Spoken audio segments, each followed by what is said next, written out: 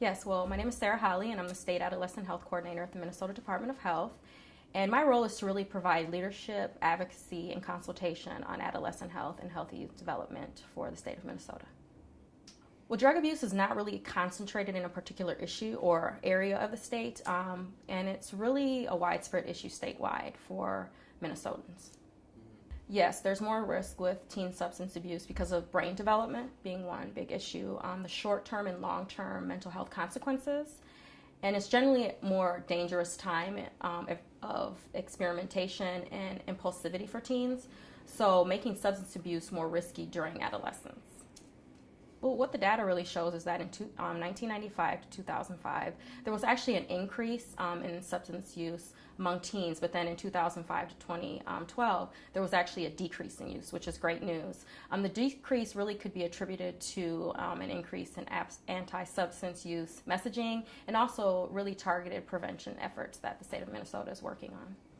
Well, there's greater access to a variety of legal and illegal substances in we would say the metro area or the non-rural areas versus in the rural settings, there's a limited access to the illegal drugs, but we see more alcohol use among teens in those settings.